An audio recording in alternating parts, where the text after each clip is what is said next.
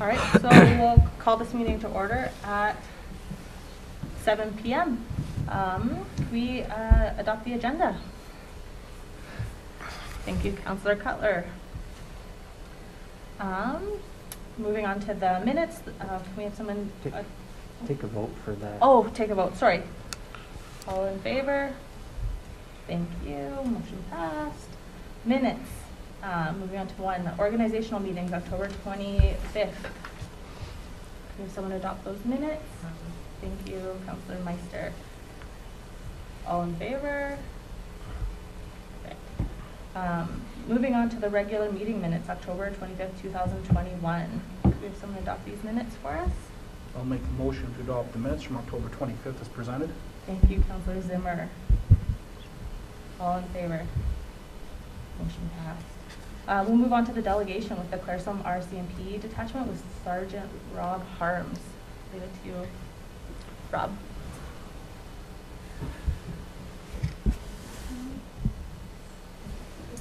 It's on? All right. Excellent. Thank you for that. Before I get into the nitty-gritty part of my stuff, I just wanted to extend my congratulations to everybody in this room. You know, what a feat being in here, whether you were elected or re-elected and so on. So great to see, and I very much look forward to working with all of you. So again, congratulations to everyone. The next thing I want to just say really quick is I want to thank the town of Claresholm and the administration for the use of the facility and the equipment. As most know, we had our town hall meeting on October 28th. Could not have done it without the help of the town of Claresholm, so thank you for that. And special thanks out to Abe and Kareen for facilitating that and making that happen. So very much appreciate that. And I'll talk more on that in a couple minutes. Moving along, I think just about everybody is pretty much met me. I don't know how much have heard, how many have heard kind of my past and the kind of sergeant you're getting. So I'll just give maybe a quick spiel on myself. I'm the sergeant and the detachment commander for Claresholm, also looking after Nanton. I started in October 1st, so just over a month, and kind of hit the ground running and loving every minute of it. I came from the city of Brooks. I served there for 4 years as a watch commander, which is looking after a large team of investigators. I did that for about 2 years. And then for the other 2 years, I was actually an operations commander looking after all of the operations for the detachment.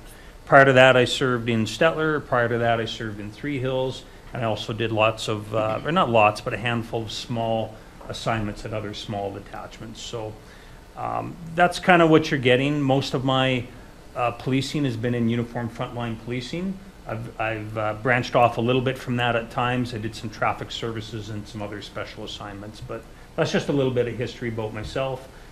Prior to the RCMP, I was in EMS for 7 years. I was in the oil patch for several years, did a variety of things. And I'm an Alberta boy. I grew up in Alberta and did some farming and stuff with my family. So that's just a little snapshot on myself.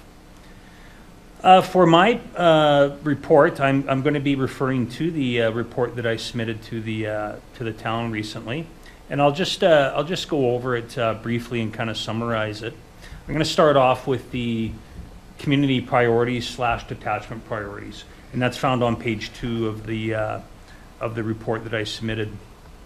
For those that aren't familiar with the detachment priorities, those are set in consultation with the community and our partners. And they basically identify through discussion and maybe even we factor in some statistics, some areas that we want to work on the upcoming year. Every detachment does that in Alberta. We do it every year. And the priorities that were selected for Claresholm detachment is traffic safety, crime reduction, and police community relations. I can't express enough how happy I was to see this, because all of this was selected before I came here on October 1st. The priority of police and community relations is very, very fitting in today's climate with policing and the expectations put on policing. I totally agree with that. I totally support that. It's going to better our community-based policing, and we're going to see a better understanding between police and the public, and we're going to work together on more and bigger things. So that's a no-brainer. But the traffic safety and the crime reduction parts of our priorities are absolutely fitting. I've reviewed our statistics, and our two highest statistics in all of our reports, and it seems like on a regular basis, is motor vehicle collisions and property crimes. Those are the two highest statistics continuously. And our community and detachment priorities are focusing on those. So those are very, very fitting priorities. I couldn't be more pleased with that. I'm not going to go through them all point by point. What I'll say is on our traffic safety priorities, we have two initiatives there. One, we're trying to do increased number of school and playground zone patrols. We're trying to do some intersection enforcement and violations. We're slightly below target on both of those. Okay. The reason on that, I had a look at that, is we've had a loss of manpower through the summer, and that's typical during the summer. That's through vacation, leave. We also experienced some sick time and things like that. So we had a slight reduction in manpower, which probably led to why we're missing those targets. With the second priority of police community relations, we've got a few initiatives there: foot patrols, enhanced visibility shifts, and conducting presentations to the community. We're above target on foot patrols and conducting presentations, and we're slightly below target on the enhanced visibility shifts. We've actually chose not to go forward with the enhanced visibility shifts right now because of those manpower shortages that I spoke of. The third priority was crime reduction. Again, most fitting. And in fact, this category on our statistic leads all other statistics. So some of the initiatives to help address crime reduction is we have our members conducting regular offender checks on people that are under conditions by the courts. And we're slightly below target on that. We're doing some media campaigns to increase awareness and education. We're on target with that. And we put some initiatives together to try and decrease theft from motor vehicles. And we're actually well above target on that because we have very few theft from vehicles right now. So all in all, when we look at our detachment priorities, we're about half on target or above target, and about half slightly below target. So I expect with the upcoming quarters that'll improve. And in fact, I've seen an improvement right now in some of those categories. Moving along in my report, I'm just flipping over to page 4, which is the crime statistics page. I'm not going to go into any of these statistics and break them down. What I will say is if you look at the July to September category, we're seeing reductions in every category that's measured there, which is most favorable and most impressive in my opinion. So it's always good to see reductions, especially in every category that you're measuring. So most impressed with that. I'm going to flip ahead to our next category on the report, which is our staffing levels. The Clarestone detachment is allotted 7 members at the detachment. That's a sergeant, a corporal, and 5 constables. Right now, we actually have 8 on the books there. However, 2 of those members are not operational. So we have 6 operational members. So we're kind of down 1. Now, going forward, at the end of November, we're losing Constable Andrew Linson. He's transferring out, which happens with our organization. So big loss. He's a 6-year member. Sad to see him go, but that's kind of how our organization works. With that said, it just so happens that we have a new recruit coming in from our training academy literally days after that. So although it's going to take a little bit to get him up on his feet and in his own car and stuff like that, it's a bit of a wash there. So I am pleased to see that. For detachment support positions, we have 2 full-time support positions. One is occupied right now by a full-time employee. The second position is occupied by a part-time employee, and we're actually bringing on another part-time employee to help fill that. So there's going to be 1 full-time person in 1 position and 2 part-timers in the second position. So that is in process, and I'm hoping within the next month or 2 that we'll have that all done and that person in. So that's kind of a snapshot on the staffing situation. All in all, not too bad. Flipping over, one of I've submitted several statistics and reports to you guys, which makes up this whole report here. One that I really like to look at, which gives you a quick snapshot of how we're doing, is what they call the provincial crime gauge. And in there, it's the one with all the arrows on it. It's just that quick snapshot on how things are going. There's always special interest with persons crimes and property crimes, and that's really what it's speaking to. So with person crimes, we've seen a slight increase, and that's from January to the end of September, and that's a 1% increase. However, we've seen a 4% reduction in property crime. We've seen a 9% reduction in other criminal code. That other criminal code is things like fraud, things that don't fall into the property and persons crimes. So another common one is breaches, like court breaches and things like that. So we've seen a 9% reduction there. Of that property crime where we've seen a 4% reduction, we've actually seen a 15% reduction in break-and-enters, a 29% reduction in theft under 5,000. And we have seen a slight increase in motor vehicle thefts, and that's an increase of 4. So all in all, still some pretty good results there. There is several pages containing just straight statistics. The first 2 pages are on the quarter for Claresholm detachment. The next 2 pages are on the year-to-date statistics for Claresholm detachment. And last minute, I squeezed in a new report that we generated, which is the last 2 pages are statistics that are specific to the town of Claresholm only. So that one really speaks to what's happening within the town limits. I went through all the statistics before I came here. There's really nothing out of the norm, especially when we compare it to the past and what's happened to this area. But again, the most noteworthy things is property crime is ranking number 1 out of all of this. Motor vehicle collisions is most often a close second. I will speak to the one occurrence that's under homicides and offenses related to death. It's important we point this out. One would think at a glance that, oh my goodness, we've had a homicide. That is not the case. This is an investigation that's ongoing within the town that involves youth.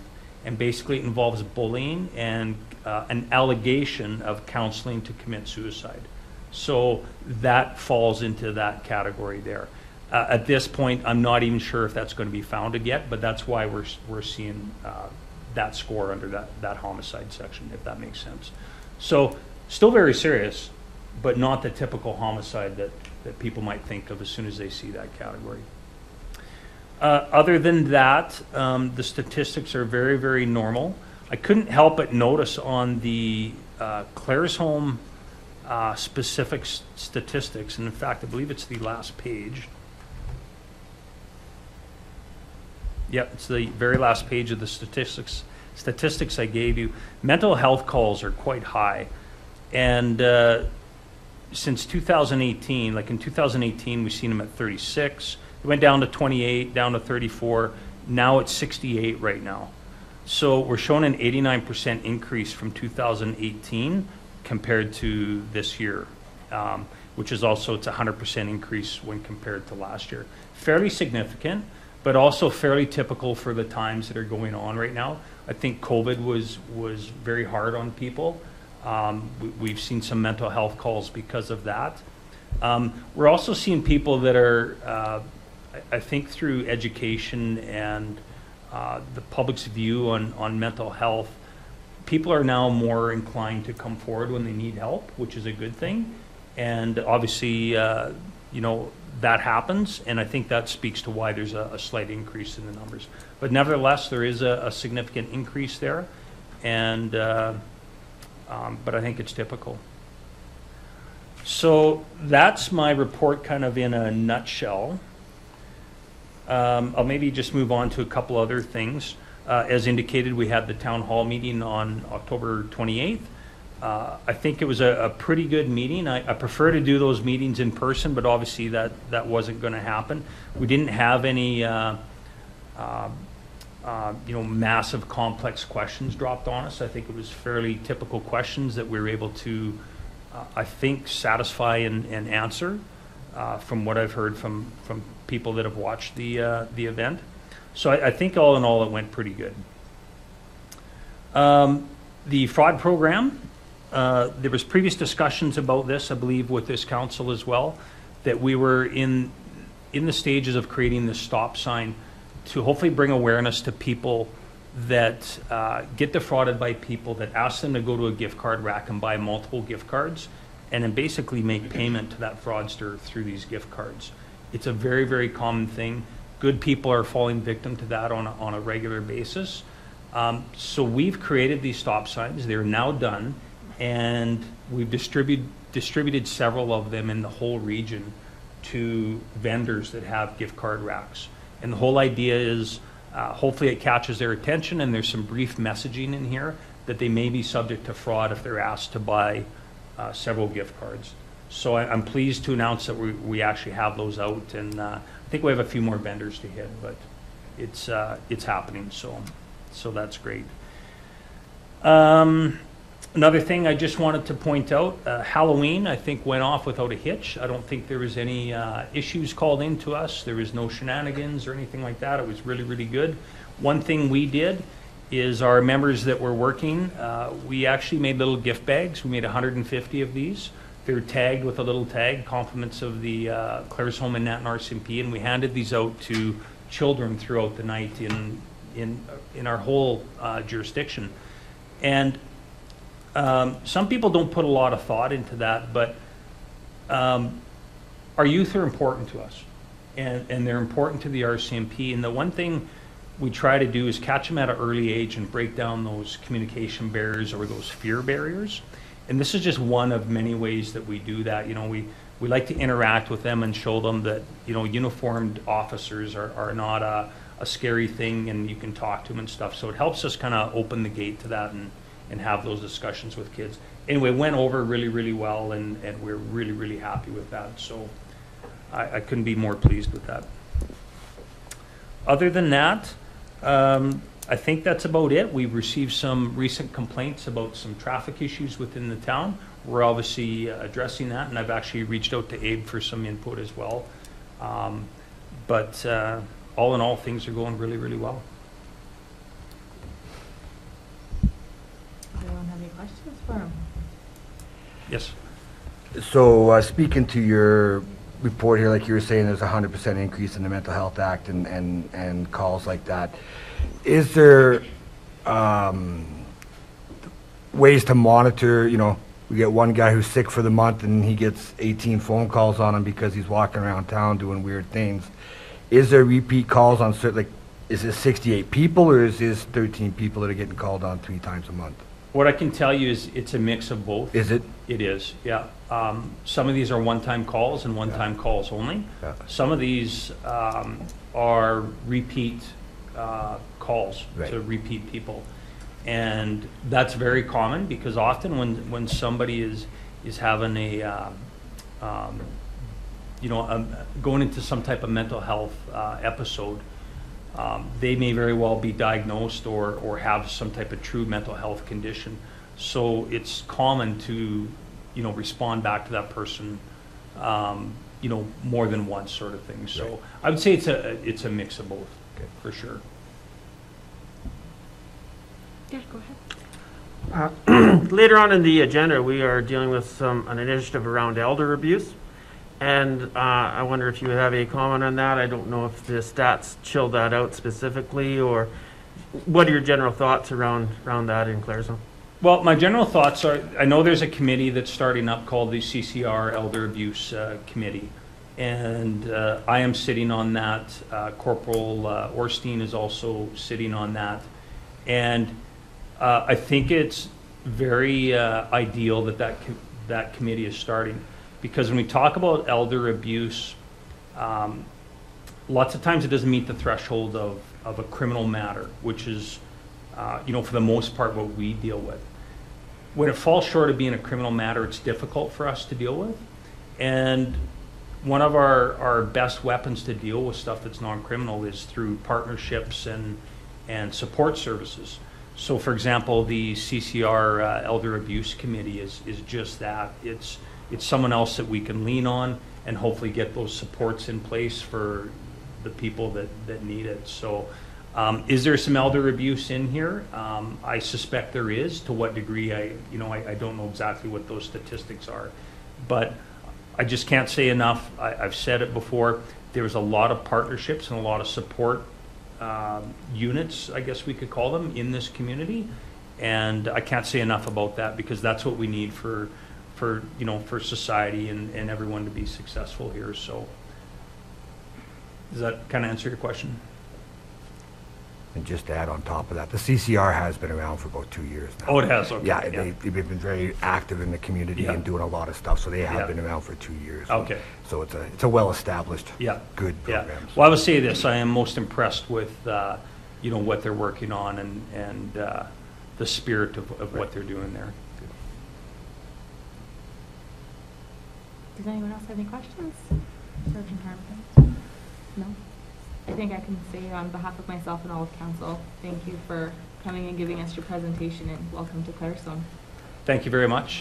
Clare's Home has been great, and loving every minute of it, and I look forward to working with all of you and the community, so thank you for that. Thank you. Thank you. Thank you.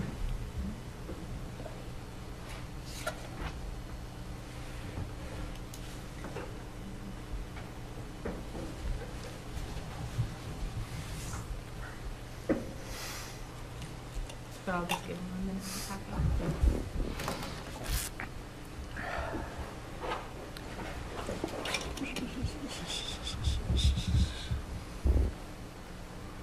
Thanks again. Have a Thank good you. night. So I guess we'll be moving on to the action items. Number one is correspondence with Honorable Rick Meyer, the Minister of Municipal Affairs. Sorry, I can't speak tonight, I apologize. The 2022-2023 MSI allocation estimates. I'll leave this to you, Abe. Sure. This communication has been sent out to all chief elected officials and CAOs throughout the province, just indicating that the estimates for the MSI capital and operating funding are available on the website. Funding has been reduced. Roughly, the capital funding rather has been reduced roughly 40% of what municipalities received last year. And the reason for that, that's not actually a surprise. The province indicated that they were going to load up last year's capital funding in light of COVID difficulties and challenging economies, and take away from the future next 2 years. And so this is just a piece of correspondence indicating that those estimates are up. The operating funding will be the same, should be about the same as last year.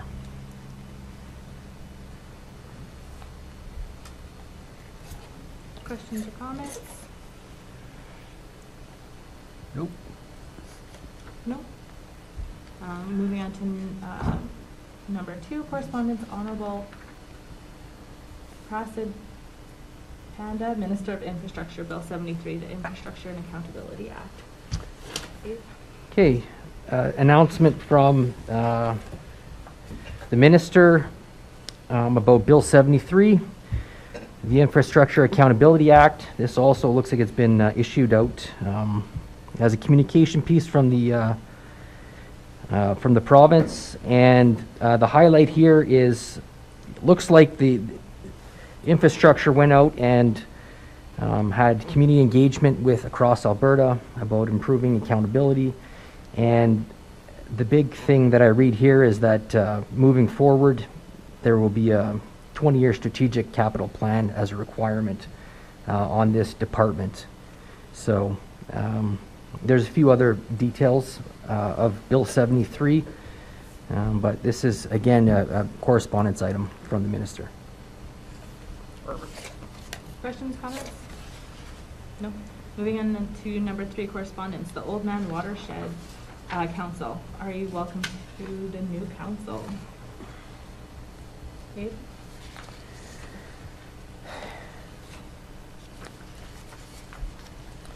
So the town is member of the Old Man Watershed Council, and this is just a welcome to the member councils following the election, and asking the councils to, or inviting the councils rather, to read a little bit more about the group. Town of Claresholm is a member, and this group is in charge of several water initiatives for the watershed area.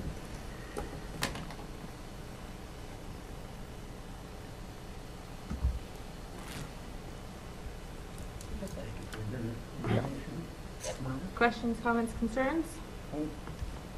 No. Moving on to number 4, correspondence. Fortis, Alberta. Congratulations to Town Council. Okay. Yeah. Another correspondence item here. Is Fortis congratulating the new council. And they're looking forward to working with the new council. And it looks like there's going to be a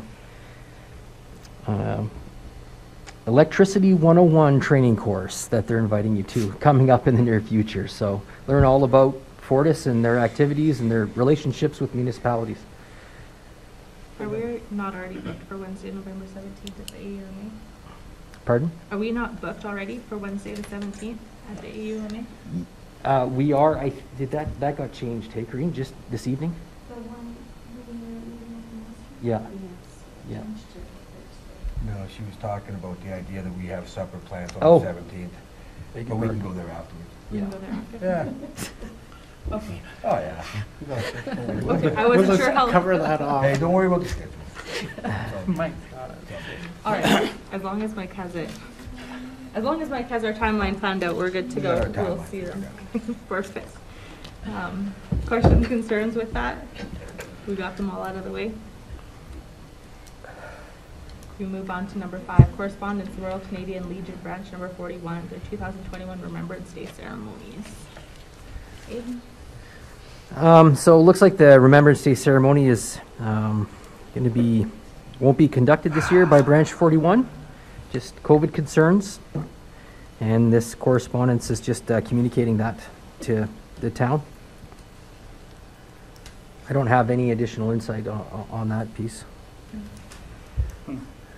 Questions, comments? No? We can move on to number 6, correspondence, Claresholm Coordinated Community Response to Elder Abuse Coalition. Request for a town council representative. Abe? So a group in town is CCR, the Claresholm Coordinated Community Response to Elder Abuse, is looking to invite a representative from council to join the group. And the responsibilities include attending monthly meetings, and that occurs first Tuesday of the month at 9 a.m., and to work collaboratively with all coalition members to advance the programming in the community. And there's a bit of information about what the group does in there as well. The group works diligently to organize and collaborate with all necessary stakeholders to achieve the best possible outcomes for individuals in abusive situations. Multidisciplinary organization made up of diverse professional agencies. And they're requesting to have a council representative. Anyone have any thoughts on this? Has anybody talked to Gabrielle about the reasoning behind having a town councilor on there? They haven't reached out or explained any, like what the role would be of a town councilor? Yeah, I'm not I think our FCSS director has spoken with them, but I'm not sure the details of that conversation. I believe they're looking for a member of the public as well, so it sounds like they're looking to expand their board membership. Just knowing the group a little, I just don't know what the role of a town councilor on that board would contribute. Could we possibly set up a meeting or? To get some more details of what the, Yeah. just knowing what they do and stuff, I just don't know why a town council representative would, sometimes they do some private investing, like it's, to me, I just don't see why. So, if I remember right, they do take some funding through the grants in FCSS Yeah. and report back to FCSS on results.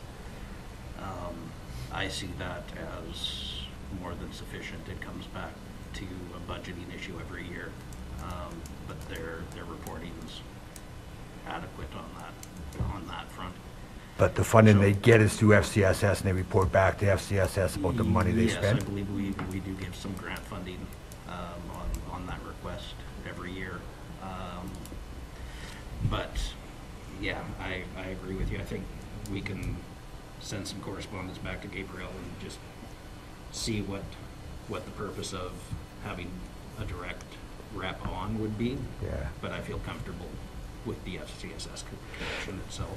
Yeah, I was like, I mean, just speaking of what CCR does, right? They take some private investigative stuff, they take reports, and they support the person who's being possibly abused. I just, as that confidentiality piece, I don't know how much of a role a town councillor plays in that prospect, where I do agree we give funding, but if they report back to FCSS, where that's that check balance or counterbalance thing. That's all. It's a lot to ask for a town councillor to go start being a part of a board that is more involved in that kind of, not just town stuff. I don't know. It's just, I didn't know what, so I would like some more correspondence just to find out what their Do we need idea. a motion for the correspondence, or are we able to just move ahead with that? Yeah, we can just go ahead and follow up on that. Okay. Perfect. So we'll do a follow-up with that, as long as everyone's happy with that. Moving on to number 7, correspondence, WCCH Sports Society, their turkey bingo fundraiser. Abe. Yeah.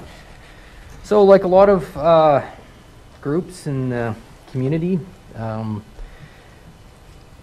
doing some fundraising and looking for assistance. This one is particularly for the high school sports. And they have been faced with budgetary issues and are just looking for donations for their turkey bingo. And looks like dinner food items and decorations, baskets. I believe in the past, council has provided baskets, fruit baskets, or food baskets to this event. And so I think just if council's interested, a motion approving us to administration to purchase a basket not to exceed X amount of dollars in the past, $100. Oh, we haven't? Oh, okay. This is a new one, yeah. Okay, so I stand corrected. Yeah, if council would like to participate, though, I think we could arrange something if they're interested. Sure. A basket, not to exceed $100. I like it. Would you like to make that motion, Councillor Schlossberger? Yep.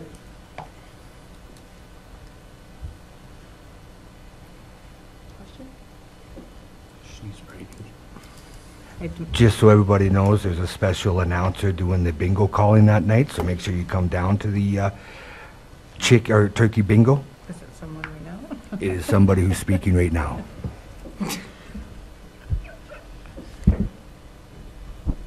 When is the turkey bingo? December 2nd. Sorry. I have moved by Councillor Schlossberger to donate a basket not to exceed $100 to the WCCHS Sports Society for their Turkey Bingo fundraising event. Questions, concerns? Seconder? All in favor? Motion passed, thank you.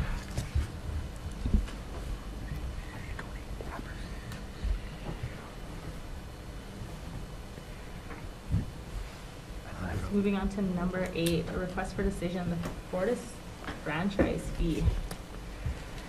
Go ahead, Abe. Okay, so a couple of meetings ago, we discussed with council, the previous council, the ATCO franchise fee. This one's similar, except it's Fortis and it deals with electricity, but the franchise fee is basically a rental that the company pays for having their infrastructure and utilities on town land. And it is a percentage of the T&D charges. Claire's Homes is currently at 4%. Every year, council has the ability to increase that percentage or keep it the same. So that's why this is at the council table right now. As I said, Claire's Home is at 4%. It's been at 4% since 2016. And we've brought some comparables to other communities. You see below on the list there what other community percentage is at. We are low compared to many other communities, and so there's arguably room there to increase that a little bit. Raising the rate 1% would generate more revenues for the town, somewhere in the neighborhood of $60,000 a year. So, Does anyone have any thoughts on this? What do we do with the ATCO fee? said no. To hold it. And I believe revisit in a year, I believe was the instruction from council. I feel like we need to do the same thing here. Like it's not the right time to be jacking up fees.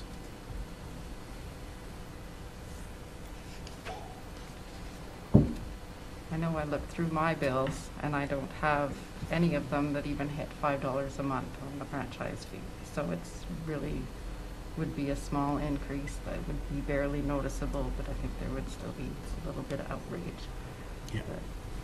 Yeah, we have a lot of seniors on fixed incomes, and it means a lot. Even a small increase for them is big.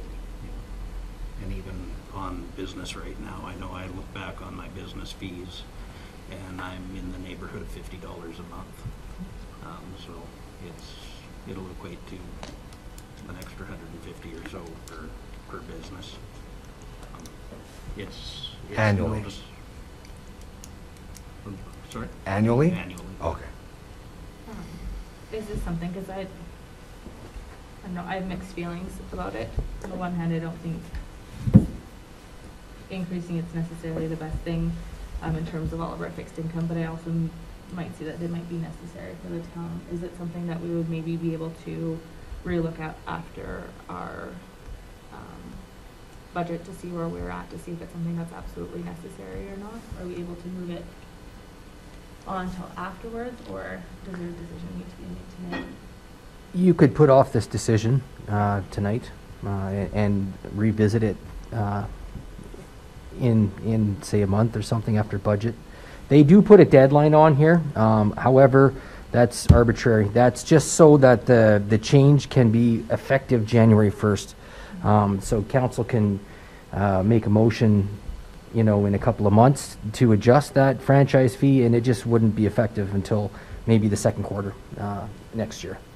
I believe Blair told me we missed the January 1st We- increase, so it would be looking more like an April Yeah. increase anyways. And my suggestion would be to relook at this after our budget meetings to see where we're sitting at financially. I'm concerned that we are just so far below the comparables to our other communities. I think we have to, I think it would be beneficial for us to slowly move towards at least our closest neighbors, just so folks have a reasonable comparison when they're looking at such things. That's where I was thinking too. I agree with you there. I mean, I know we're at 4 now. The next one up is 5.5. How they have it here, if we go up to 5%, it raises it, was it $18.70 annually, which is like 5 cents a day.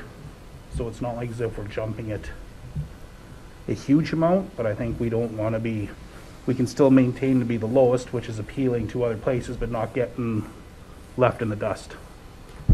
Well, I think exactly. I mean, certainly this can be looked at as maybe an incentive for economic development for folks coming in, but it's a pretty, on the list of 17 things that somebody's comparing when they're choosing a community to move to, I got to think this is down a little bit. Not insignificant, like I say, for a business owner. I'm sure some of the big electricity customers would they'd feel it for sure. I think the other thing from my point of view is that we collect a lot of our income based on property tax. And this is just a way to maybe balance off a little on the rental side, that it's just provides maybe just a little bit of a balance on that.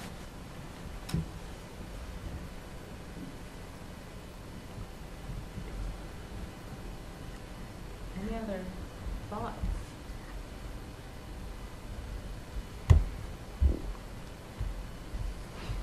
Would anyone like to make? Well, I'll toss her out there. I'd like to make a motion to approve the rate changes for this fee from 4% to 5%.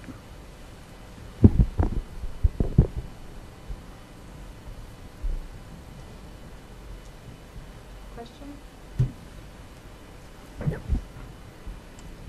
Moved by Councillor Zimmer to increase the franchise fee percentage from 4% to 5% for 2022, as per Clause 5A of the Electric Distribution System Franchise Agreement with Fortis Alberta, Inc.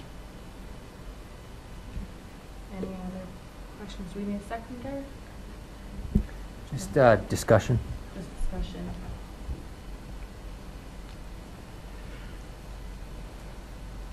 No discussion? All in favor? It's quorum, so do I announce who? You can vote as well, Mayor. I am for this increase as well. And then opposed? Opposed? Thank you. Motion carried. Motion carried. Thank you. Number 9, request for decision, the Sustainable Housing Initiative. Abe? Okay. So economic development and FCSS are looking to go together on a project, a sustainable housing project that's going to give us housing needs assessment, affordable housing strategy, social needs assessment. It has been shown that there are issues with vacancy in the town, and a study done last year showed that there was 0% vacancy in 2021. And so housing development is also currently listed as one of council's priorities. And so the EDC and the FCSS are looking to get more information on some of the challenges that we face, and possibly some strategies on dealing with those challenges in terms of affordable or attainable housing. And they would be contracting rural development network and a sustainable housing initiative within the rural development network, who would be gathering data, again, to assess the challenge of housing in Claresholm, as well as strategies. The affordable housing strategies would provide measures and policies that would tackle those challenges. Attached to that is a social needs assessment, just gathering data on social needs of the town.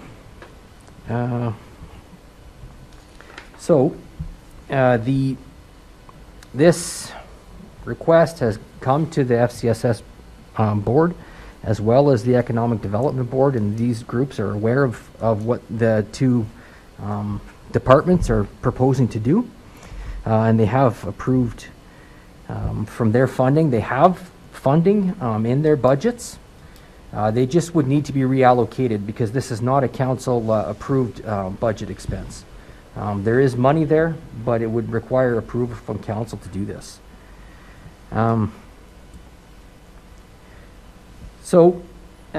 Any questions from council on this initiative?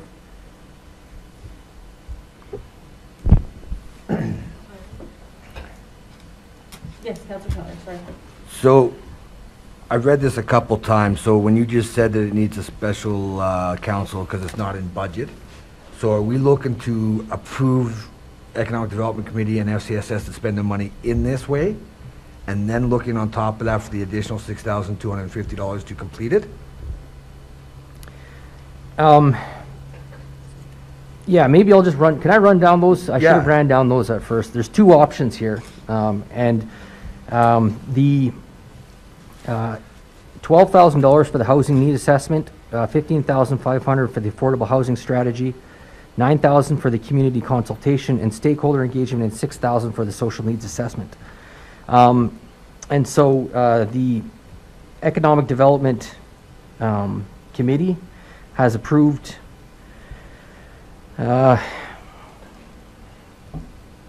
$21,250. yeah.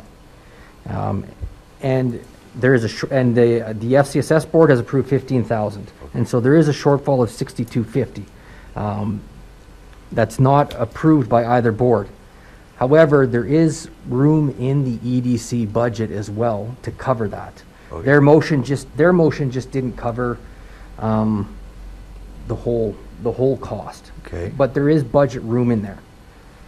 So they're asking for one of two motions: one to approve the whole thing, or one to approve the spending that's been approved, which is $6,200 short, and which leaves out the affordable housing strategy. Okay, so, guys, clarify what I just heard. Are you okay with that? They have it in their budget, they're just looking for council's approval to expend this extra $6,250 out of their budget that's already there to Okay. complete the assessments. Yeah. Okay. And council still has to approve everything anyways, because this, yeah, okay. Yeah. This is completely out of left field from your EDO budget that you approved, right? It wasn't on the list of Right. expenditures. But it's right. in the budget that he already has, that they already have. Just needs to be really allocated. Right. Yeah, Okay. reallocated, yes. And option one is the whole bang, Option one is the whole bang, and yeah. option two is to find out what we need and then no follow-up on how to do it. Yeah, exactly. All right. Exactly. That's what I read. Sorry. Was there a reason given that they only approved up to 15,000 in their motion? I believe that's all that they had in their budget that they could allocate towards it. FCSS? Yeah. Probably. Oh, okay, so I've turned those two around. All Yeah, right. yeah. Yeah, EDC did 21,250. Yeah, we were looking for equal partnership on Yeah. both sides. Their budget falls a little bit short. And Right. we haven't had an EDC meeting yet To cover. to cover the next motion. Since the FCSS. Yeah.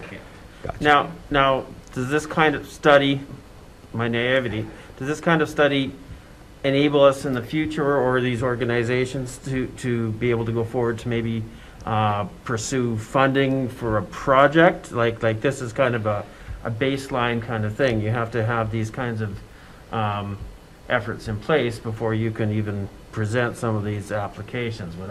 Am I reading that correctly? When you have a residential developer come to town, the top housing needs assessment, they all want to see them. And additionally, there are other kind of grant funds and programs that need to see that. And that it makes it more attractive for developers if this is in place, because they can then possibly apply for other programs, as you're suggesting, Councillor Kettles.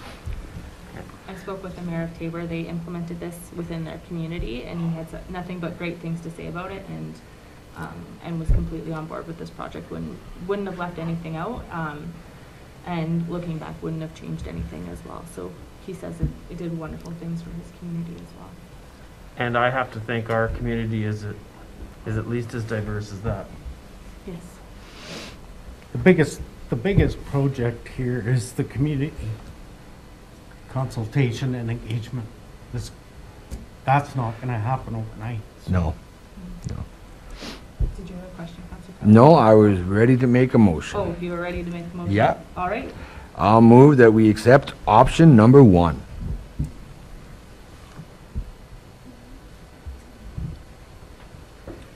Question?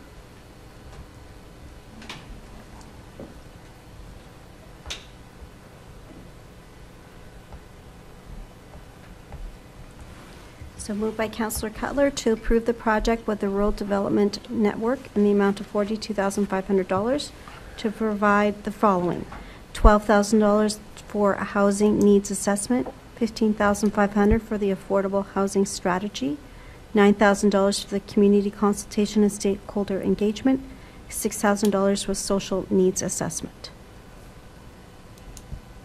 Discussion? All in favor? All opposed? Motion passed.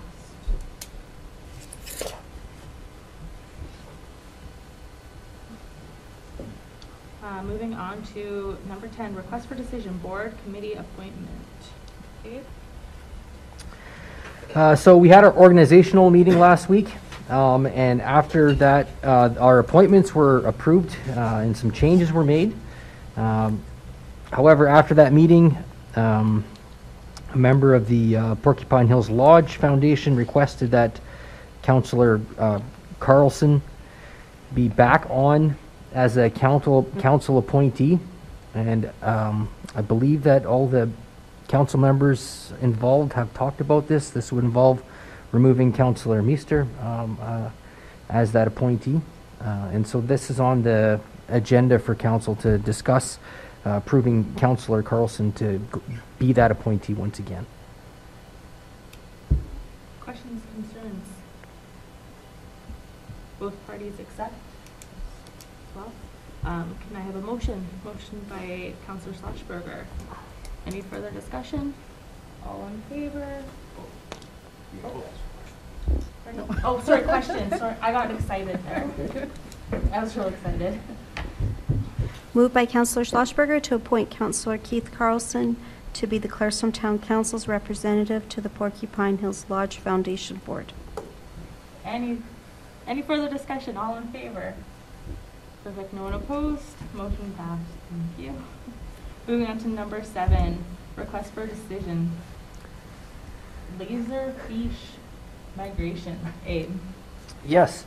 So in 2019, the town started digitizing its files, and it actually has come a long way in getting files digitized. That's been a big operation, but they've done a lot of good things. Particularly accounts payable processes through this Laserfish program have been electronic now rather than paper, saving a lot of paper, saving a lot of time, automating some of the processes. As well, in terms of just administrative efficiencies, having the Laserfish platform to do research and look up documents has been very beneficial for us.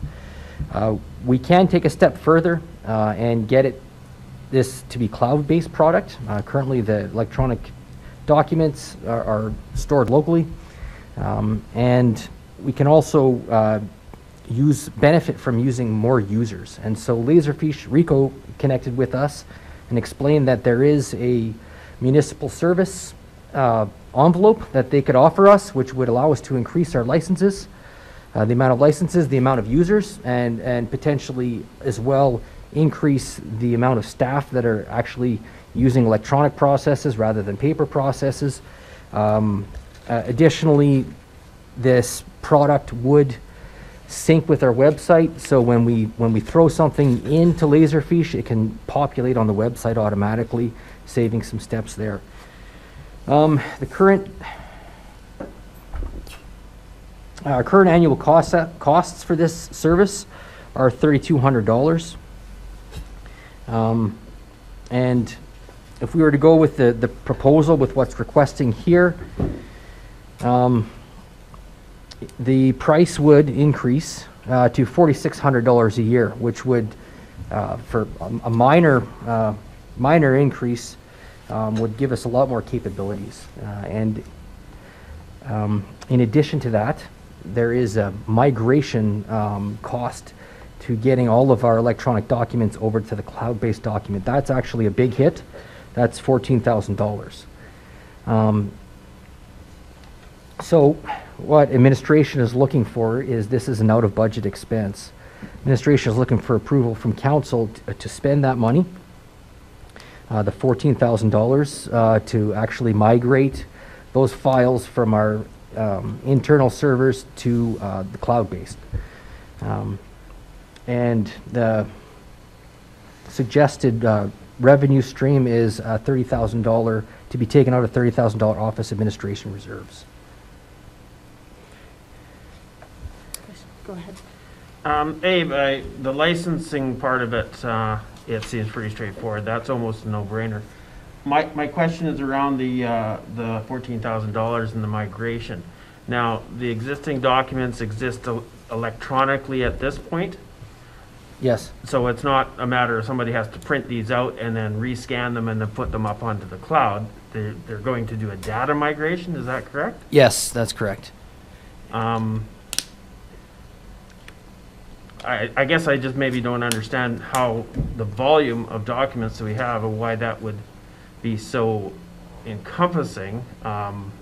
But I guess my questions around is this a process that our internal administrative staff could take on to some degree from a timeless thing, and we can trim down on that 14,000, or I guess I'm just struggling a little with the amount of that 14,000.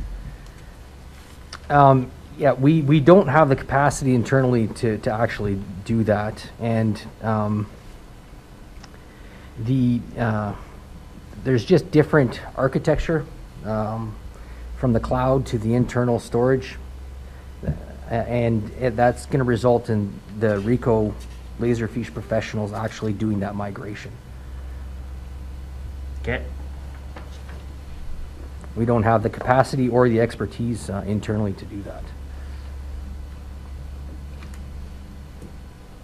And then this 4,600 per year, that's the equivalent of our annual costs already, so that's not gonna increase at all?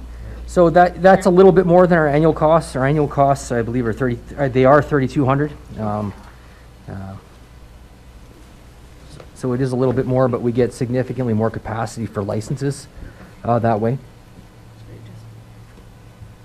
Go ahead. I'm prepared to make that motion to accept those costs for that efficiency. Question? Moved by Councillor Kettles to approve the out-of-budget expenditure in the amount of $14,000 for Laserfiche migration to the cloud to be funded from the Office Operating Reserve. Any discussion? I just want to clarify one thing, that you said that when we data enter something into this program, it will tie it right to our online website. That'll be more transparent for the community, the public access, some of the things that we increase the transparency with that. Yep, absolutely. I just want to make sure that's what you said. Yeah. Okay. I'm happy with that. Huh? Any other discussion? Anything else you'd like to comment on? No, thanks. All right, anyone else? All in favor? Motion passed. Moving on to number 12, request for decision, Robert's Rule Seminar. Ace? Yeah, we had a conversation last week about a Robert's Rules seminar. I think that was a great idea. We have a gentleman booked for December 4th at 10 a.m. There's a possibility of inviting community groups as well, and I think that would be a great service for a lot of our community groups and community boards to have them on that. The cost is $500 regardless of how many people are there.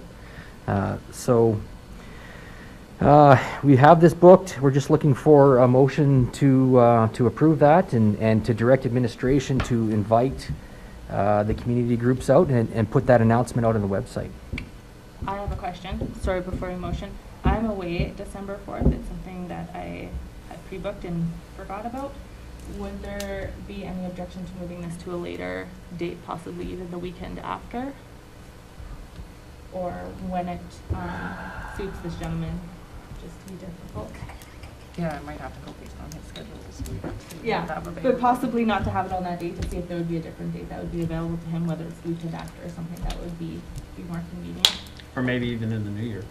Yeah, even into the new year, January. Just a different date. This is something I would really like to attend. However, if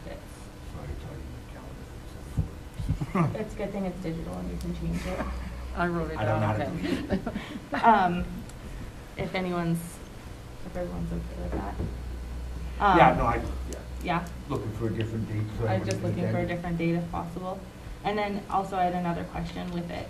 as well as, because I know that we only have the ability to do 30 people in here. Is it something he'd be willing to broadcast as well for these boards to participate in via maybe a Zoom call or whatnot, if that's something that was also possible for those who aren't able to attend in person? We could facilitate that, just streaming it on the town's website. Just might need to connect with the individual, Mr. Randall, who's doing it, to ensure he's okay with that. We just have to double check on that. But would we do that here, or would we do that in the small hall or something? If you want to have it streamed. It has to be here. Yeah. Yeah, but if we did it in a small hall where we could have more capacity, rather than the 30 people, if there's 30 people. I guess it'd be a registration thing to find out if there's that many people interested from the, I can't anticipate there's going to be that many, but you never know. I've sat on a couple boards that have requested the understanding of Robert's rules, so I think it might be well attended if it's put out there to everybody, and if we put it out to our nonprofit groups like the Canets and the Kingsmen and the Lions, and they all follow Robert. I mean, I think it's something that we could promote, and we could get over 30 people. So that's all I could worry about.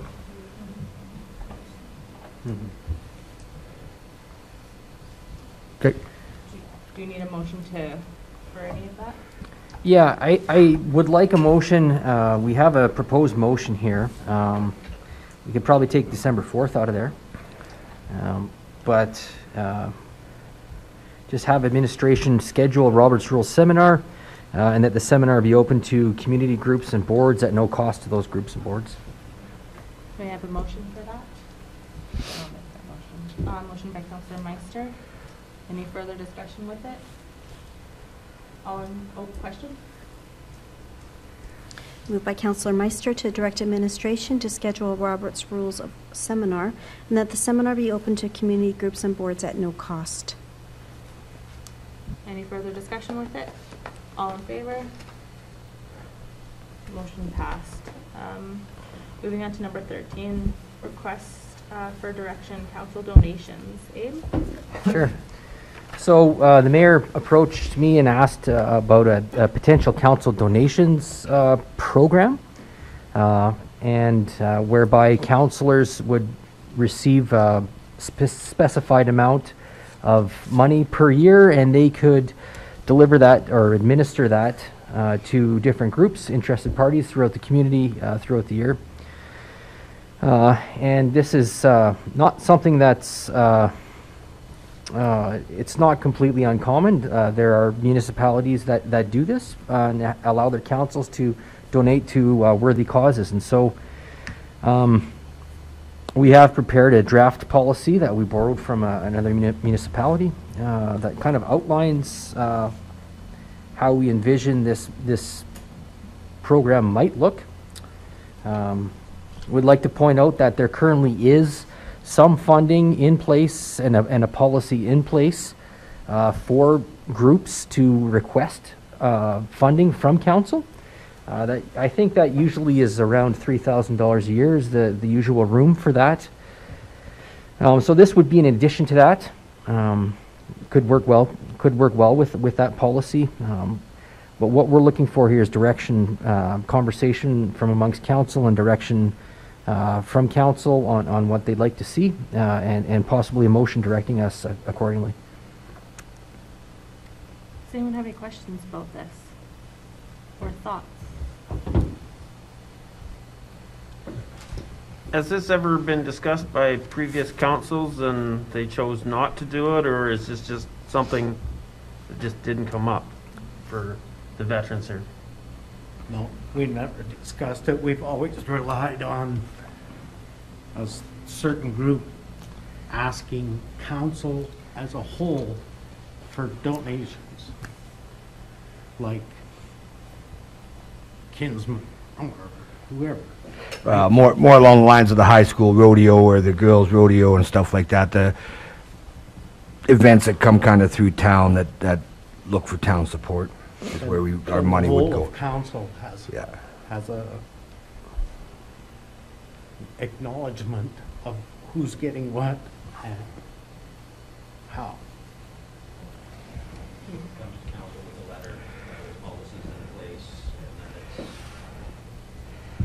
And then, so, yeah, letter comes in, policies in place to distribute, and then it's recorded for the knowledge of the public of the hows and the whys.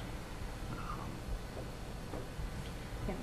My thoughts behind it were just sometimes, well, I think we're all accountable to our boards as well, and sometimes some of these, you know, funding issues or something that don't come our way, or is it something that they're, you know, is it really worth requesting to the town for $100? Whereas if we each had a small sum of money, you know, not to, you know, give to our friends and family or wine and dine, you know, for properly allocated things, you know, that would be approved by Abe, you know, to further support these boards that support us as well. And that was sort of my thought process, to start out with even a small sum of, whether it's $250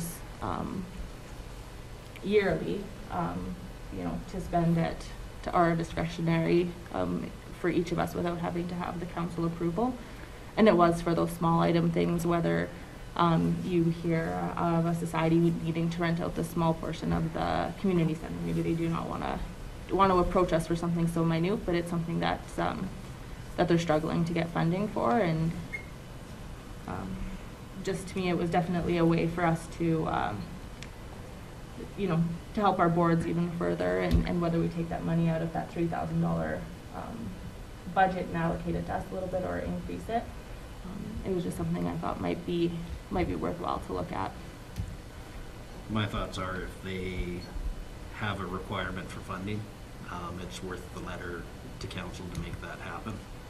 I would prefer to do that and have that simple request than to have a counselor personally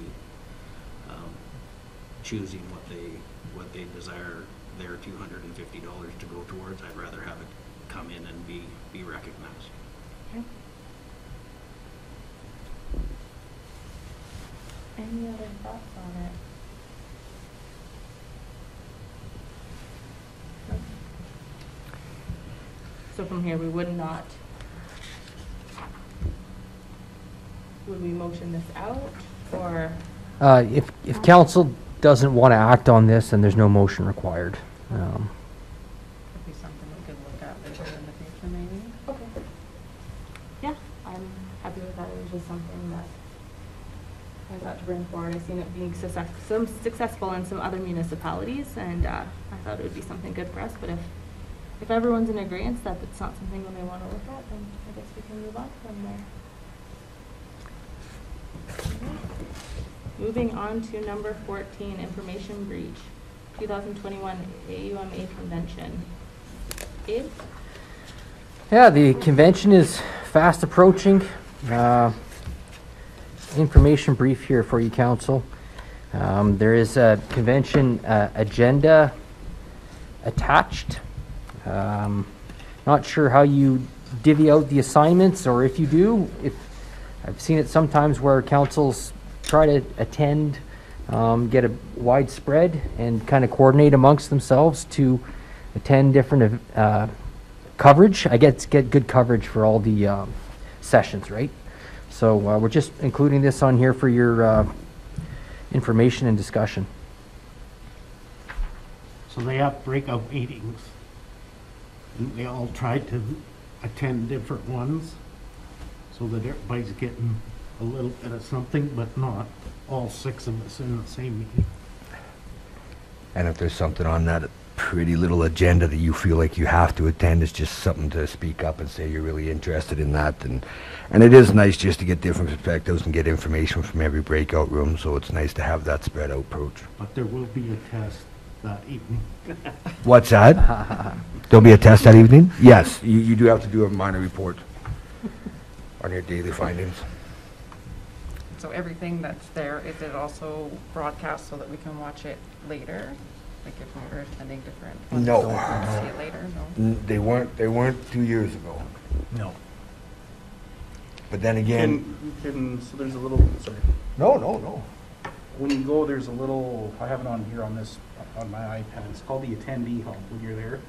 And while you're there, you can take pictures on your iPad if you want, of, hey, I'm in this class, yay, with the instructors and stuff like that, and you can upload, it's like live, so you can see what's going on in other classes. It's not a live feed, but you can kind of see what's going on elsewhere and see where you need to be and how you want to plan your stuff out and stuff. None of us took pictures with instructors except for Greg. I took some pictures. It's gonna be part of the exam this year, is how many That's photos correct. we can get with the instructors. So we can just move that for information if there's no other questions or concerns with that. Yep. Well, I think there was the meeting scheduled that they said it was changed. With McIver about the Yep. code Oh, of yes. conduct. So did you want us to circulate sorry, just back on this, the agenda. Did you want us to circulate a schedule and you could all sign up for something different, or did you want to just take care of that yourselves? We just took care of it ourselves. informal. We I just, think we're okay with it. That makes my job easier. Yeah, we'll take care of it on the way up. Okay. We can awesome, do that. Awesome. Yeah, we got that. we're capable. I know you are. We kind of, What's that? usually at breakfast, we kind of discuss Yeah. who's doing what and who's interested. And it usually falls into which boards we're sitting on and how it relates, so. Perfect. Updated resolution book was released. You got the link for that in that information brief. So, and additionally, there is a meeting that's scheduled. Back in July, council requested to have a meeting with McIver, Minister McIver, and so we have scheduled a meeting. It's been rescheduled. It was originally Wednesday. It's been rescheduled to Thursday at 2:30. 2:30. So Better. And we have 15 minutes with 15 Yeah. minutes with the minister to discuss. The topic is the council code of conduct and concerns over the province lifting or easing the requirements to have a code of conduct. So within the last couple of years, council here used that code of conduct and found that it was quite helpful in addressing some issues. And so council wants to advocate for that process to remain in place. So we can prepare a information brief accordingly and send it to y'all. Thank you. Moving on to information brief. Council committee reporting. Go ahead, Dave.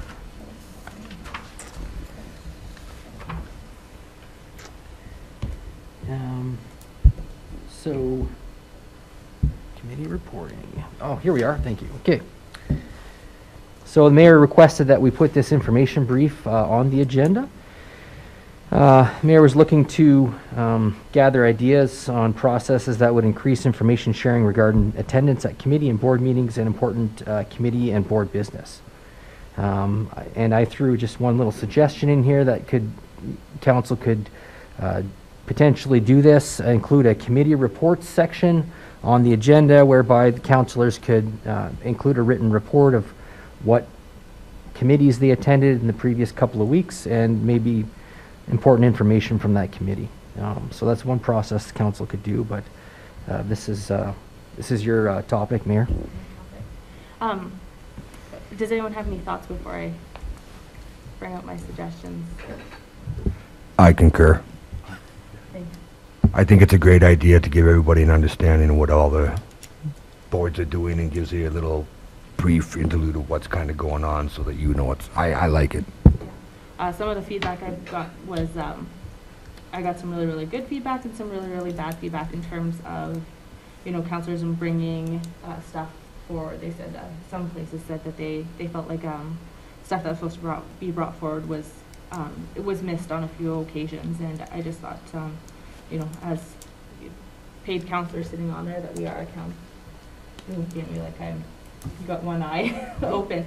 And it was just a way for us to be, accountable to these boards as their town representative, and to give us those opportunities to not miss out on those informations that they wish to bring to council, or for us to have a better understanding for it. So, Councillor Schlossberger. I just want to make sure that all counselors know and recognize privacy issues in your reporting live on camera, like names, all Numbers. that kind, none of that.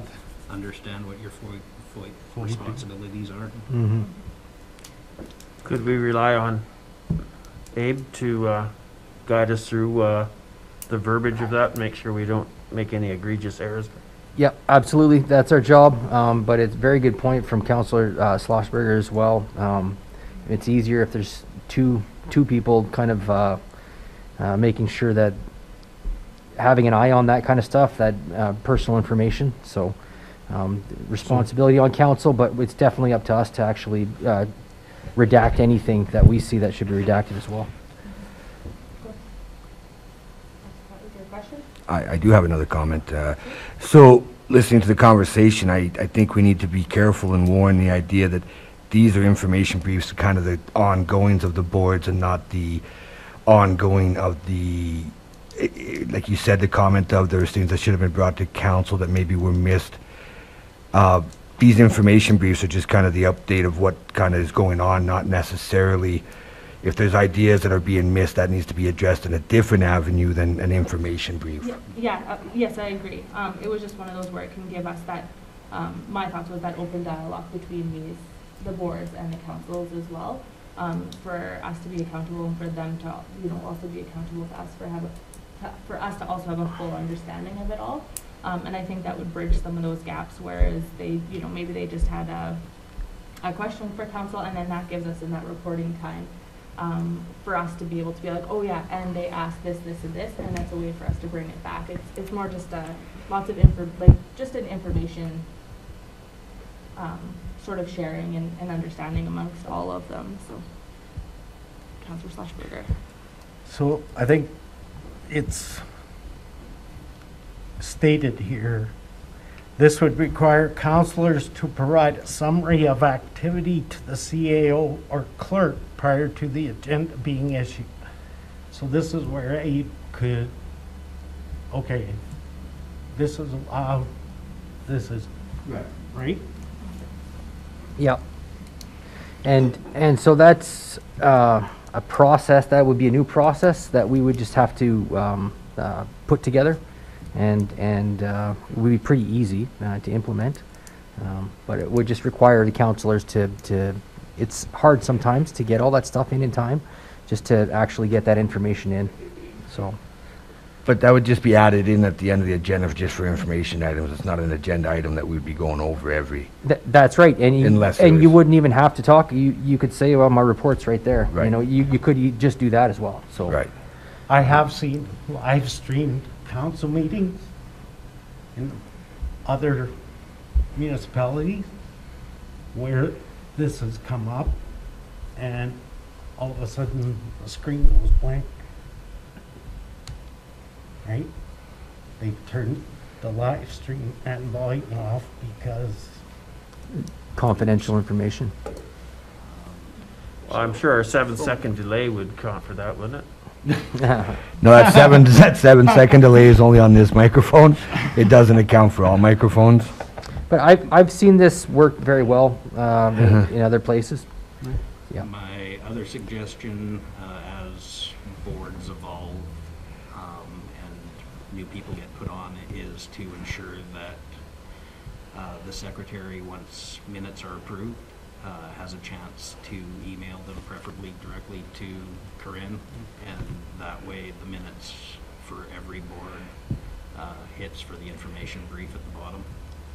I know I fail at that. On some boards, the minutes don't get back into the building. So it definitely something to bring up at the boards for the next meetings, just to ensure that those minutes come back in. So that's what I was going to ask. Is this different than the meeting minutes that get submitted after you have your meetings anyway? I don't All see- your board meetings minutes come here? You're supposed to. No, you gotta ask. The only ones that come in are the ones at the end of the email, or at the end of the agenda. That's the only ones that Green gets. Not all minutes come, right, Green? Yeah, so unless you request the minutes to be sent, they don't come automatically. Or if you bring them to So So would it be a better practice just to get the minutes sent in as a report? Or you want the report and the minutes? Some committees don't have the capability of scanning and emailing. I just assumed all the minutes went to you, that's why I thought it was, okay. I think it would be. My boards will work on that. Yeah. I think too with the volunteer boards to ask them to have it at a timely manner sometimes isn't possible. Some of them are, working, raising kids, doing all of the things. And that would allow us where we could at least come in and do a small report on our board to say, everything's going well, kind of do a quick thing, whether we have the minutes in front of us or not, but then try and get them to have a practice where they can CC Corinne on all of them as well. I would think we would just have to be a little careful to make sure that our comments and the things we're passing on do jive eventually with the minutes that eventually come in maybe a month later. So I think it's going to take a little bit of I don't think it's to gonna see how this is going to all work, but I think it's, for the sake of transparency, I think it's the right move.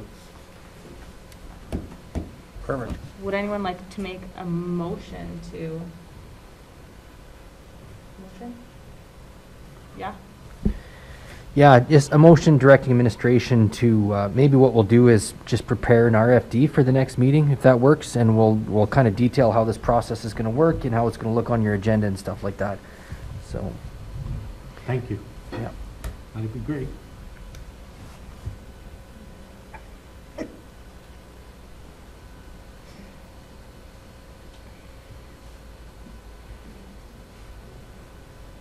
You'd like a motion? Can we have someone motion?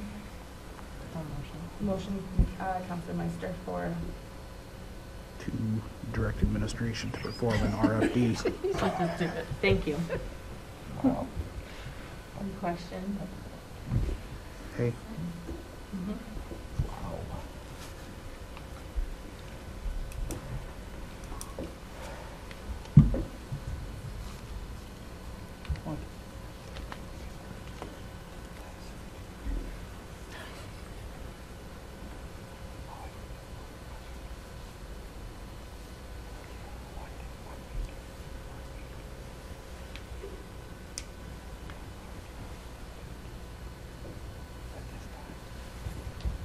So I have moved by Councillor Meister to direct administration to bring forward a request for decision to the next regular council meeting for council's consideration regarding committee reporting.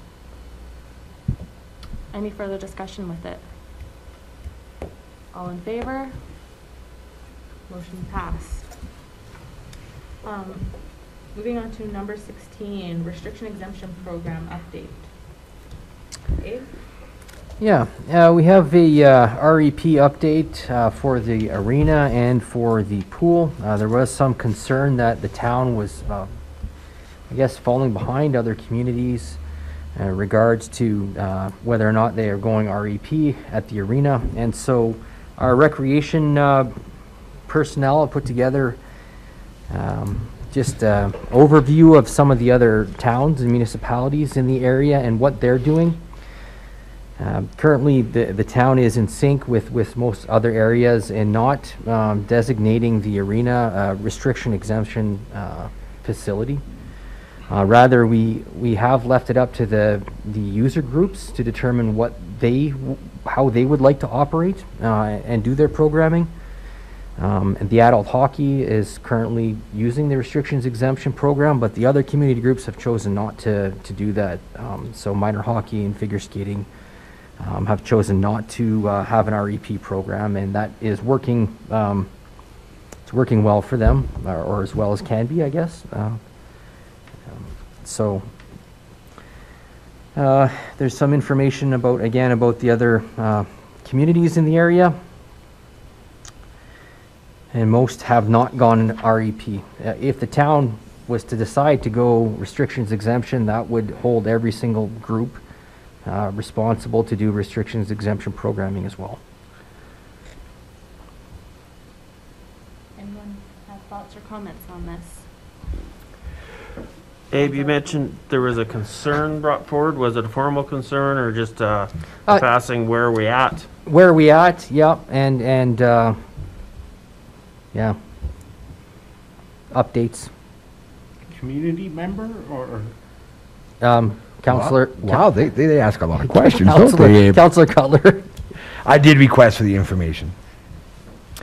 Just because we went to Tabor and we've gone to a couple other rinks in the last couple weeks, and some have the rep program and some don't have the rep program. I've had a lot of people ask me why we don't have the rep program, and I ask myself why we don't have the rep program, but I don't understand what the rep program is. This information, I think, is what people need to see, where minor hockey and everybody else is still allowed to use it. With the mixed rep program, the adults can still go, but they have to be accountable for their coordination of their ice times and people doing their double vax and stuff like that. So I didn't understand the difference of why and what and who was making that decision. I just know we haven't heard of it for a long time as council in regards to the arena and the swimming pool. So I did ask a couple questions just in, I mean, like, you look at these, a lot of these people are hiring. Tabor just kept their, what's the word I'm looking for? Their summer staff? Seasonal, she said seasonal staff. And she's doing the checking and stuff like that. But, I mean, that's still another cost. And I just didn't understand the difference. So Yeah. I think the community just needs to hear why we're keeping it a non-rep program in regards that everybody can still use it. It's just adults have to meet certain criteria over 18, but minor hockey doesn't. So that's all. It was just more of an inquiry that some people in town were asking, and I didn't know, and I didn't know myself. So. And going REP hasn't necessarily led to increased programming. That will exclude some people from doing things as well in different groups, so. It's caused some trouble. It has, yeah. Nathan had a, But I did ask the lady, the girl at Tabor, who was in her 20s and going to school and stuff. She hadn't had one person aggressively approach her or anything, so I mean, it's hit and miss in different areas, I guess, and stuff. But yeah, it was just more of a question around what the responsibilities were and who was making that decision and why, so. seems like the pools are using it More. than we are. My concern around the pool was just because we are tied in with the AHS facility, that I didn't know if they were making the decisions or whatever. I didn't know if they were saying that you can or can't. So that's why I was kind of asking. It's more of an AHS decision than a town decision or a recreation manager's decision, which is kind of, so it's just clarity out there for people to understand why these decisions are being made and for what reasons. So Thank you for asking the question, Councillor Cutler. thank you to Abe and the administration staff for finding the answer. You're welcome. We can move this just as information, then if there's no other questions or concern. Oh, hang on. I just do, like, I know we're closed in November now. Is that 3 months? 1 month. Sorry, I wasn't sure. I couldn't remember how long the pool was closed for. Maybe a little more, maybe 5 weeks, 1 month. New 5 Year. weeks. Yeah. What they find When they do, okay, okay. Anything else? No? Anything else? We'll just move that for information then and move on to the next item. We did the arena and the aquatic center, correct? 2 and 1. We can move on to 18 then, information brief, the Greater Metro Hockey League. Abe? We received an email from the Greater Metro Hockey League. They're looking to expand. So I passed that off again to the rec department, and the rec department connected with these individuals. And they're looking to expand and potentially having a team in Claresholm and having a user agreement with the town. Denise has said that this could generate revenue for the down at the arena. The Greater Metro Hockey League is a Junior A hockey league, and so in the past, not so long ago, we have had other hockey leagues, hockey teams here. I guess if council's interested, the representatives from the hockey league would be interested in doing a delegation and having some kind of presentation discussion. Any comments with this? I heard they need a goalie. They need to go. So, yeah. Well, I nominated, anyhow, so I mean, one of the key things that caught me in here was the idea that there's no fiscal request of any kind of financial kind of, they're just looking for empty arenas to kind of bring in a Junior A team. But I do know, being a part of a couple teams that have been here in town regarding Junior B hockey and stuff like that, that it's hard to sell that. We love hockey in Claresholm. I think it'd be a great thing. A presentation would be doable. But I think a lot of this has to do, and economic development regarding some of the businesses for employment and stuff like that. They're looking at billets, and they're looking at places to work, and they're doing all that kind of stuff. On a population of 3,752 people is a big ask, I think. But I love hockey, and I think it'd be great to have something here, but why they picked Claresholm, because they had the emptiest arena, or because, I don't know. It'd be interesting to find out. Councillor That's what I was Catalyst? gonna, oops, sorry. This is a non-Alberta hockey, non-Hockey Canada league. This is a private Yeah. entity and a private association. Hey, I'm willing to hear anybody's presentation, but there's certainly some red flags around that drives up. And from a community point of view, I think we need to have some pretty good assurances that, somebody doesn't leave in January and leave a bunch of ice unpaid for or unbooked and so on. I understand they're also, look for, fairly aggressive rates, minor hockey style kind of rates. So I don't know. I have a lot of questions around this, and I'm a little like Councillor Cutler. Is it just because we have a nice arena that currently doesn't have a franchise? I don't know. Right now, all their Alberta franchises are north of Calgary, for what I could see. So I think, in my mind, there's a lot of questions, and maybe some more development needs to happen, and as they organically maybe move south. But I don't know if I'm seeing it yet. I was pretty much about the same thing. I was wondering if we could have, whether the Director of Business Development could either come here, I don't know where he's based out of, or have a virtual meeting with him to answer all these questions and unknowns that we might have. I think would be a lot better, seeing as how, like you brought up, we are about the only town south of Red Deer that is looking to be on the map. So I agree, it's great. I love the idea, but just pump the brakes a bit till I get more information.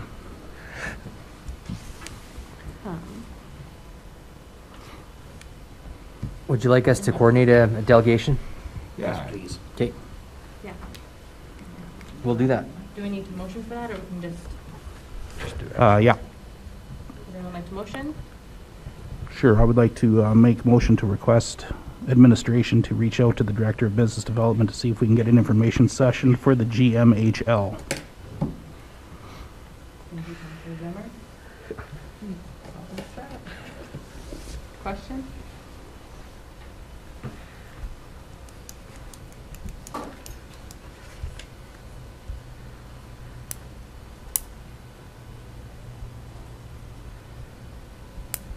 Moved by Councillor Zimmer to direct administration to schedule a delegation with the Greater Metro Hockey League in order to gain more information on the request to expand to Claresholm. Any further discussion with it? I think we'd also need to get feedback, I would think, from both our recreation person, which I guess we've had some, but maybe even minor hockey. Minor hockey. I'm sure they'd have an opinion. Well, I think that would all have to do with your ice users agreements and stuff like that. And you did say that Denise had conversations of some sort with them. So getting her information during that meeting, having her present would definitely be valuable.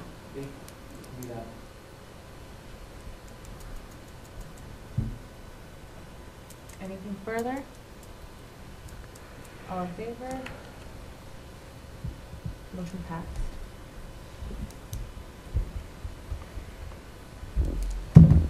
Moving on to 19, information brief, council resolution status. Abe? Just for your information, council, the resolutions that you've passed in past meetings and the status on some of those resolutions. Any questions?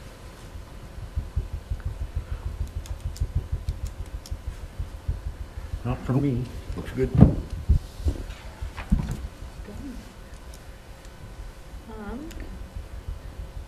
Moving on, 20, adoption of information items.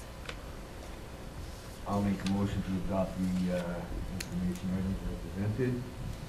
Thank you, Councillor Cutler. Question? Moved by Councillor Cutler to adopt the information items as presented.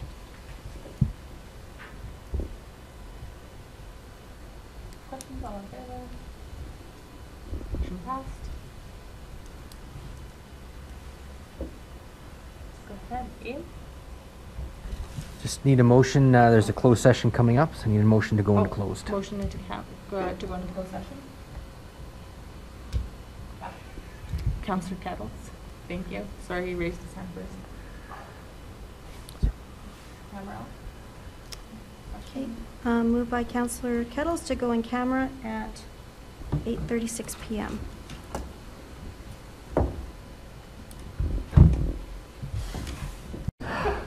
All right, can I have a motion to come out of camera, please?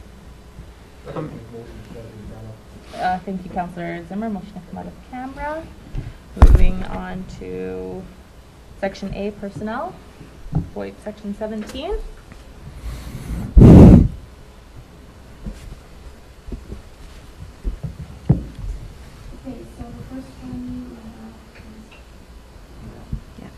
The first one we have is regarding the Claresholm Housing Authority Board.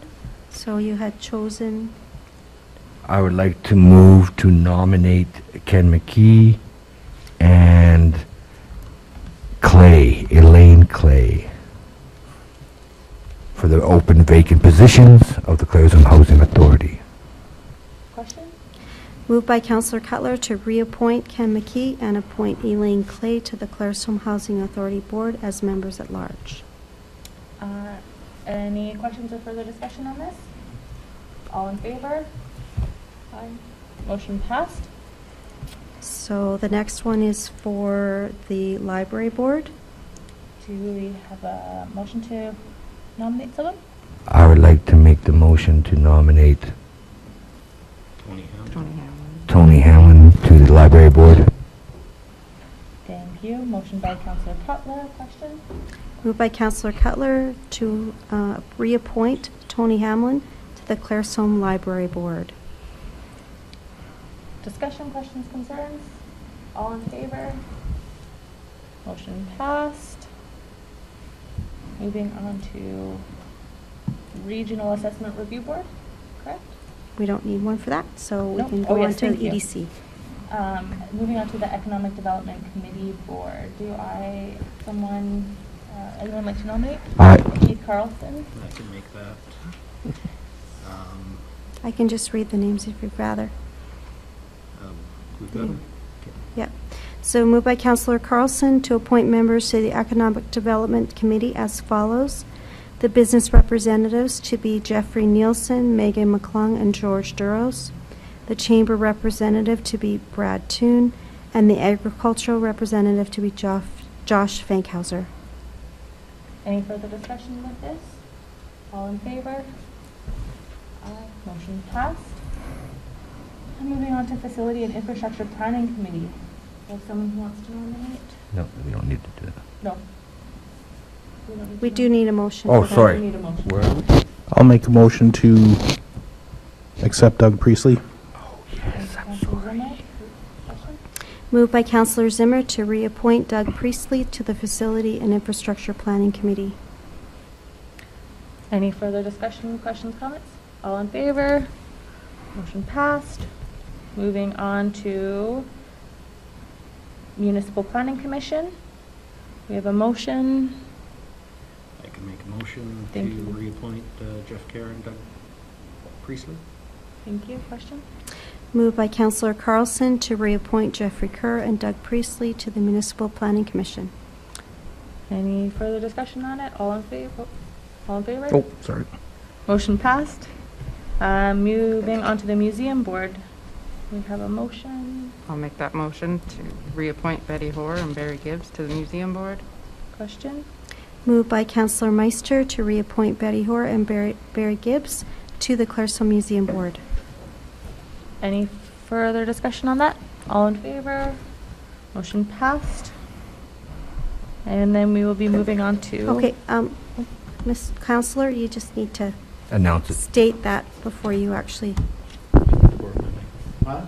You need to state that Just you're say leaving. that- Why you're state that you leaving. are declaring a conflict of interest and that you're leaving the meeting. I'm leaving the meeting Due to a because of possible- conflict of interest. Possible conflict, yes. Thank you. Thank you. Bye, Brad. Is it 10:18? So we've got the Porcupine Hills Lodge. Porcupine Hills Lodge, do we have a motion? I can make that motion. So moved by Question? Councillor Carlson to reappoint Cindy Schlossberger to the Porcupine Hills Lodge Foundation Board as a member at large. Any further discussion? All in favor?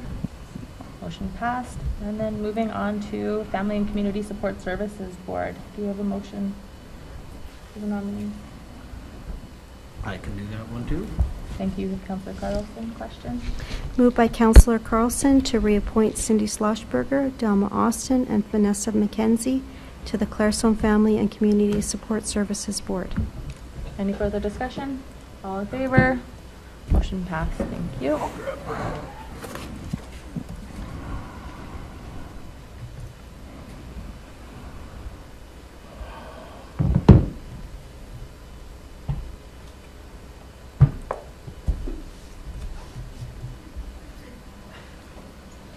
See how much smoke?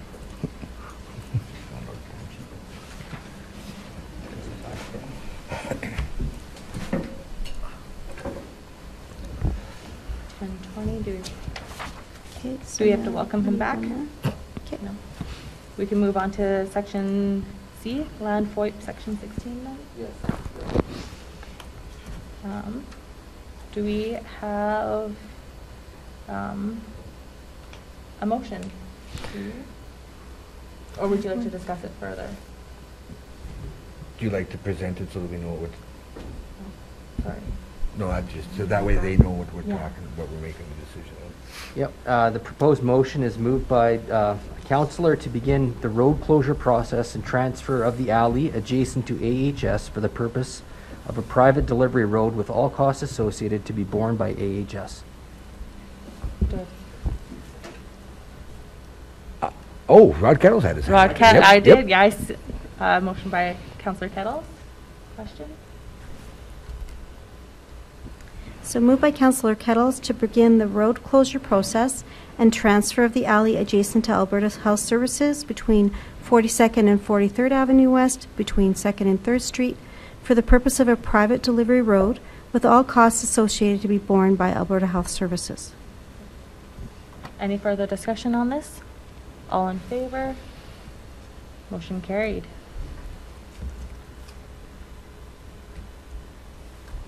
Motion to adjourn meet.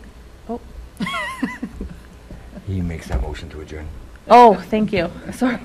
Yep, Ken. Council Carlson, motion to adjourn. Thank you.